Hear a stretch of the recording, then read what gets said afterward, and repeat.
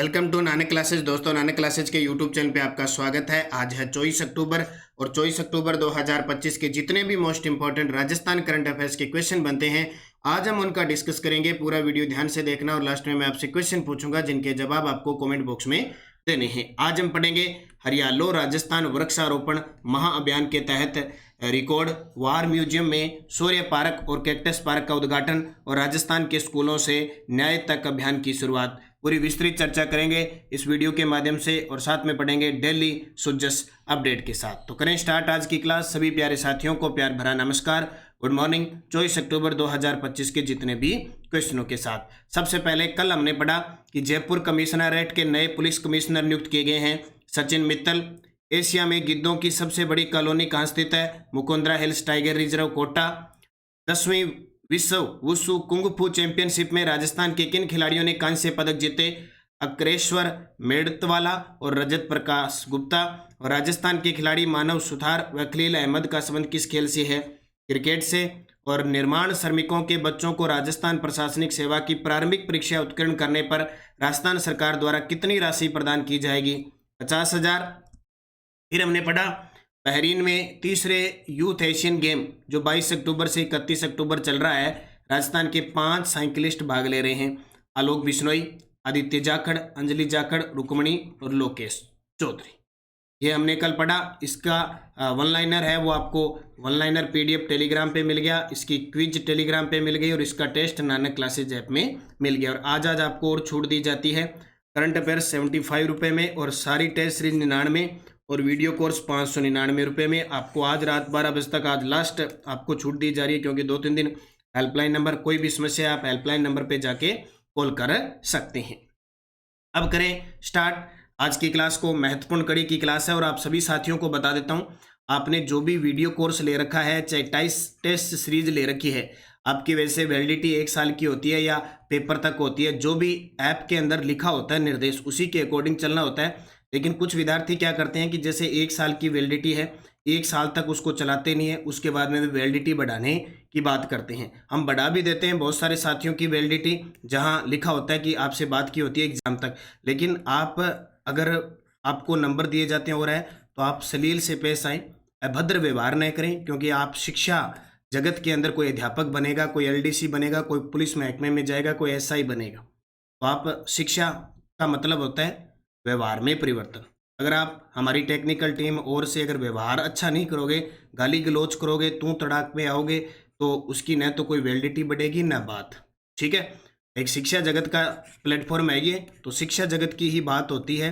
और सही तरीके से सलील से पेश आया करो, विनम्रता से बोला करो। अगर आप विनम्रता से बोलोगे तो आगे का जवाब भी विनम्रता से आएगा। तो पिछले 2-3 दिनों से 2-3 एक आधी कॉल आई है, 2-3 तो क्या एक ही है, कोई बुद्धिजीवी है, वो सीधा तू तड़ाक पे और गाली गलौज पे आ गया। उसने क्या किया, पहले 1 साल तक उस ऐप को हिलाया नहीं, कोर्स को हिलाया नहीं। अब वैलिडिटी खत्म होगी, 1.5 साल बाद वो कहता है कि मेरी वैलिडिटी बढ़ा दो। बढ़ा देते हैं, चलो कोई बात नहीं, लेकिन एक तरीका होता है बोलने का, हमारा व्यवहार कैसा है, हमें किस प्रकार कहना है, एक रिक्वेस्ट से सारा काम होता है, न कि गाली गलौज से। तो वैसे इंसान इस प्रकार के होते हैं, तो वो खास करके ध्यान रखें। ऐसी चीज परिस्थिति आनी नहीं चाहिए वैसे, लेकिन कुछ एक तुच्छ एक लोग हैं, होना भी चाहिए, ऐसे होते भी हैं। तो आप भी ध्यान रखें, कोई भी काम और हो है जो प्यार से तरीके से जो काम करवाया जाता है ना, वो गाली गलौज से नहीं होता है। और बड़ी दुख की बात होती है, शिक्षा जगत में ऐसे लोग भी हैं और वो नौकरी लगने की कोशिश भी कर रहे हैं। तो आप भी कृपया करके थोड़ा ध्यान रखें। आज का पहला प्रश्न, हरियालो राजस्थान वृक्षारोपण महाअभियान अब तक 2025 तक कुल कितने पौधे लगाए जा चुके हैं? ये रिकॉर्ड आया है कौन सा? सुजस अपडेट कल की, यानी टोटल 5 सालों की इस सरकार ने टारगेट बना लिया कि हम 5 सालों में 50 करोड़ पौधे लगाएंगे। कितने? हम इन 5 सालों में 50 करोड़ पौधे लगाएंगे। और हरियालो राजस्थान वृक्षारोपण महाअभियान 2024 से चल रहा है। अब तक की रिपोर्ट देखें, यानी कल सुजस अपडेट आई है, हम कह सकते हैं अक्टूबर 2025 तक कुल 18.50 करोड़ पौधे लग चुके हैं। 18.50 करोड़ पौधे लग चुके हैं। देखो, हरियालो राजस्थान वृक्षारोपण महाअभियान, इसकी शुरुआत 7 अगस्त 2024 को हरियाली तीज कब आती है? सावन शुक्ल तीज। स्थान स्पोट्रा, जिला करौली से इसकी शुरुआत मुख्यमंत्री के द्वारा की जाती है। प्रेरणा प्रधानमंत्री नरेंद्र मोदी की पहल एक पेड़ माँ के नाम से प्रेरित। टोटल लक्ष्य है राजस्थान में 5 वर्षों में 50 करोड़ पौधे लगाने। 2024 में 7 करोड़ पौधे लग गए और 2025 में अब तक 10 करोड़ पौधे लगाने थे, 11.5 करोड़ पौधे लग चुके। ठीक है, अब तक कुल 18.50 करोड़ पौधे लगाए जा चुके हैं। रिकॉर्ड 27 जुलाई 2025 को एक दिन में 2.5 करोड़ पौधे लगे थे 76वें राज्य स्तरीय वन महोत्सव पर, और 29 अगस्त 2025 को टोडा रायसिंह टोंक में 60,000 पौधे लगाकर कीर्तिमान बनाया एक दिन में। तकनीकी पहल पौधे की जियो टैगिंग हुई। निगरानी हेतु हरियालो राजस्थान मोबाइल ऐप तैयार किया गया। और अगर बात करें तो सबसे ज़्यादा पौधे लगे हैं जयपुर वालों ने लगाया लगभग 77.43 लाख, और सबसे कम पौधे हैं 11.20 डिडवाना कुचामन के अंदर लगे हैं। तो सबसे ज़्यादा वाला कई बार एग्जामिनर पेपर में पूछ लेता है। ठीक है, निकिता, अक्षिता, लक्षिता, कृष्णा और सचिन चौधरी का संबंध किस खेल से है? निकिता, अक्षिता, लक्षिता, कृष्णा, सचिन चौधरी का संबंध किस खेल से है? ये सारे कबड्डी के खिलाड़ी हैं। ये निकिता, अक्षिता, लक्षिता ये महिलाएं हैं और सचिन चौधरी पुरुष कैटेगरी। यानी हाल ही में बहरीन के अंदर जो चैंपियनशिप हो रही है उसके अंदर हमारे राजस्थान के खिलाड़ी भी शामिल हैं और भारतीय टीम ने अभी हाल ही में कबड्डी में गोल्ड जीता है। तो ये सारे कबड्डी के खिलाड़ी हैं। तो बहरीन में चल रहे यूथ एशियन गेम 2025 में भारत की गर्ल्स और बॉयज कबड्डी टीम ने गोल्ड मेडल जीते हैं। फाइनल में भारत ने ईरान को हराया। इसमें राजस्थान के खिलाड़ी देखो, गर्ल्स टीम में निकिता, अक्षिता, लक्षिता और कृष्णा शामिल है और बॉयज टीम में सचिन चौधरी शामिल है। तो आने वाले पेपर में खेल खिलाड़ी से सीधा प्रश्न भी आ सकता है कि इनका संबंध किस खेल से है। अंतर्राष्ट्रीय समरसता मंच व इंडो नेपाल समरसता ऑर्गेनाइजेशन द्वारा आयरन लेडी अवार्ड 2025 से किसे सम्मानित किया गया? अंतर्राष्ट्रीय समरसता मंच व इंडो नेपाल समरसता ऑर्गेनाइजेशन द्वारा आयरन लेडी अवार्ड 2025 से किसे सम्मानित किया गया? तो जोधपुर की डॉक्टर अनीता परिहार को। जोधपुर की डॉक्टर अनीता परिहार को। तो iron lady award 2025 doctor Anita Parihar जो जोधपुर की है। अवार्ड अंतर्राष्ट्रीय समरसता मंच और इंडो नेपाल समरसता ऑर्गेनाइजेशन के द्वारा। डॉक्टर अनीता परिहार अखिल भारतीय सर्वधर्म महासभा की राष्ट्रीय अध्यक्ष है। जैसलमेर के वार म्यूजियम में सूर्य पार्क और कैक्टस पार्क का उद्घाटन किसने किया? वेरी वेरी इंपॉर्टेंट है। जैसलमेर के अंदर जो वार म्यूजियम है वहाँ सूर्य पार्क और कैक्टस पार्क का उद्घाटन किसके द्वारा किया गया? तो हमारे देश के रक्षा मंत्री राजनाथ सिंह जी राजस्थान के जैसलमेर दौरे पे हैं। आज वो तन्नोट जाएंगे और उसके बाद में जो कमांडरों की कॉन्फ्रेंसिंग है उसको भी शामिल होंगे। जैसलमेर के वार म्यूजियम में सूर्य पार्क और कैक्टस पार्क का उद्घाटन किसने किया? राजनाथ सिंह ने किया, रक्षा मंत्री हैं। जैसलमेर के वार म्यूजियम में एक तो सूर्य पार्क और उसी के पास कैक्टस पार्क का उद्घाटन किया। वार म्यूजियम में लाइट एंड शो का आगाज किया गया। इस शो में भारतीय सेना के पराक्रम का संजीव चित्रण किया गया। जब जैसलमेर की बात आए तो जैसलमेर में पिछली साल जीएसटी 55वीं जीएसटी परिषद की बैठक भी हुई थी। हमारी वित्त मंत्री निर्मला सीतारमण पहुंची थी। सदाराम जी का पेनोरमा है वो भी वहाँ पे। इसके अलावा तन्नोट माता तन्नोट विकास विकसित क्षेत्र संरक्षित हो रहा है। कॉम्प्लेक्स का निर्माण भी तन्नोट के अंदर किया जा रहा है।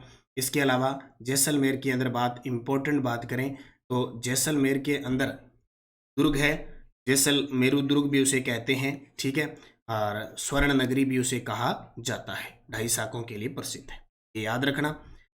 ज्ञान भारतम मिशन के तहत राजस्थान में पांडुलिपियों को घर बैठे देखना और पढ़ने की सुविधा उपलब्ध करवाने के लिए किस संस्था के द्वारा डिजिटलीकरण किया जा रहा है? पांडुलिपि जो हाथ से लिखी हुई है उन चीज़ों को वैसे पढ़ नहीं पाते हैं, कोई अलग अलग भाषाओं के अंदर। देखो अब नीचे जो लिखा हुआ है ना इस टाइप का है, तो अब इसको सही डिजिटलीकरण किया जाएगा। घर बैठे हम साइट पे देख सकेंगे और हर चीज़ की सुविधा हमें होगी। सही क्या चीज़ है वो पता लग पाएगा। ज्ञान भारतम मिशन है जो केंद्रीय बजट के अंदर शुरू किया गया था कि हमारे देश के अंदर जितनी भी पांडुलिपियां हैं उनको डिजिटल करना है। तो भी ये कदम उठाया अपने राजस्थान संस्कृत अकादमी जयपुर। राजस्थान संस्कृत अकादमी जयपुर तो 15वीं और 16वीं शताब्दी से लेकर 18वीं व 19वीं शताब्दी तक की पांडुलिपियों को घर बैठे देखना और पढ़ने की सुविधा उपलब्ध करवाने के लिए राजस्थान संस्कृत अकादमी जयपुर के द्वारा डिजिटलीकरण किया जा रहा है ज्ञान भारतम मिशन के तहत। ये वेरी इंपॉर्टेंट है, प्रश्न ऐसे ही आएगा कि ज्ञान भारतम मिशन क्या है? भारत सरकार की एक राष्ट्रीय पहल है। केंद्रीय बजट 2025-26 में इसको घोषित किया गया। भारत की पांडुलिपि विरासत का संरक्षण, डिजिटलीकरण व प्रसार करना।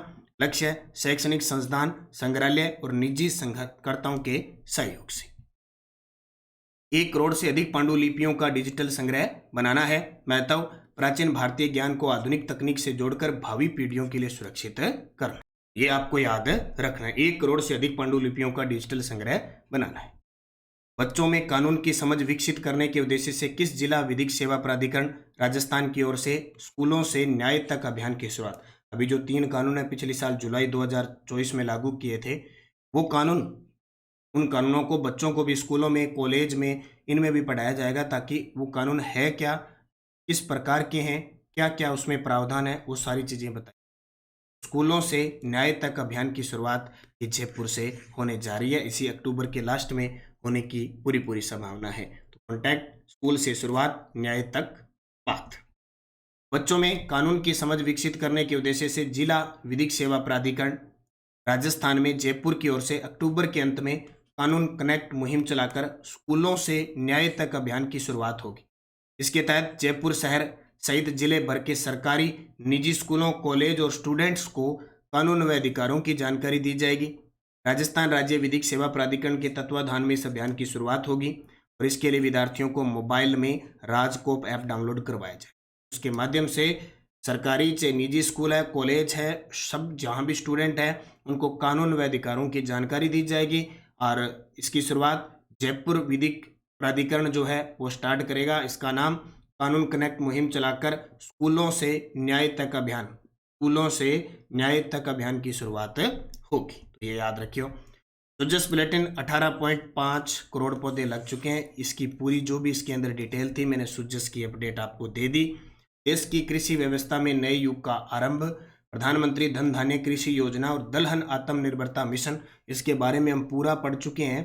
ठीक है, ये 24,000 करोड़ रुपए के परिव्यय से कृषि धन धान्य योजना और दलहन आत्मनिर्भरता 11,440 करोड़ से, इसमें टोटल 100 जिलों में से राजस्थान के 8 जिले शामिल हैं। वो आपको सब बता दिया गया है। राजस्थान के 8 जिले कौन कौन से हैं, क्या प्रावधान है, किस प्रकार के जिले हैं, वो सारी डिटेल मैं आपको पढ़ा चुका हूँ। टेलीग्राम ज्वाइन कर लेना, नानक क्लासेस शिव सर और नानक क्लासेस, ताकि आपको क्विज भी मिले, पीडीएफ भी, वन लाइनर मिले और कोई भी नानक क्लासेस के ऐप का लिंक वगैरह सारी सूचना आपको मिलती रहे। Answer of last video question, Shri Annapurna रसोई योजना में थाली का वजन कितना किया गया है? तो आप सभी ने सही जवाब दिया था। पहले 450 ग्राम था, अब 600 ग्राम कर दिया। अब आपके लिए क्वेश्चन जिसका जवाब कमेंट में देना है। प्रधानमंत्री मातृ वंदना योजना के तहत देय राशि 5,000 से बढ़ाकर कितनी कर दिया? सेंटर 5,000 रुपये देते हैं, अपने राजस्थान में कितनी कर दी? 5500, 6500, 9500, 10,000। सही जवाब देना है।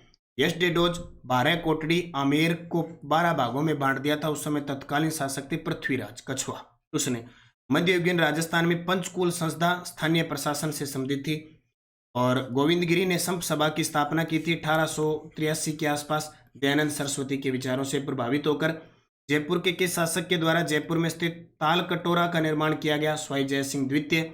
और वागड़ और छप्पन के बीलों का लोकवाद्य यंत्र जो एक विभाजित जो बांस होता है उसके दोनों ओर दांतेदार खांचों से बना होता है, वह कहलाता है कागरच। कागरच, ठीक है, इसको याद रखना। ये सारे आरपीएससी प्रोटेक्शन ऑफिसर के एग्जाम में प्रश्न आए हुए हैं। अब 5 प्रश्न और देखो। RPSC protection officer exam 2025। मध्यकालीन राजस्थान में उद्रंग, उद्रंग शब्द किससे संबंधित है? ये वापिस होंगे प्रश्न, रिपीट ध्यान रखना। समाधि लेने की कुप्रथा रोकने का सर्वप्रथम प्रयास किस राज्य ने किया था? राजस्थानी भाषा का मुक्तक काव्य कौन सा है? मेवाड़ शैली में 1648 ईस्वी में भागवत का चित्रण किसके द्वारा किया गया? और किस दुर्ग में वर्षा जल के संचय हेतु 52 कुंडों का निर्माण किया गया? देखो, किस दुर्ग में वर्षा जल के संचय हेतु 52 कुंडों। आजकल ना हर पेपर में आरपीएससी दुर्ग को इस प्रकार देता है, जैसे नाहरगढ़ में ताड़ द्वार है, कभी कोई द्वार दे दिए और है। तो किस दुर्ग में वर्षा जल के संचय हेतु 52 कुंडों का निर्माण करवाए? इन 5 के जवाब देने हैं। अब आज आप क्या पढ़ोगे? कुप्रथाएं पढ़ लेना सारी। समाधि प्रथा है, बाल विवाह है, कोई भी है, ठीक है। एक आप पढ़ लेना चित्रकला और एक आप पढ़ लेना दुर्ग। 3 टॉपिक आज पढ़ना और बड़े तरीके से तैयार करना, फिर इनके जवाब भी देना। जाते जाते वीडियो को लाइक और शेयर कर देना। सभी साथी जो भी हैं नानक क्लासेज ऐप में टेस्ट सीरीज वीडियो कोर्स जो भी चल रहे हैं उनका फ़ायदा उठाओ, मेहनत करो अच्छे तरीके से, निश्चित आपको सफलता मिलेगी। धन्यवाद। जय हिंद, जय भारत, जय राजस्थान।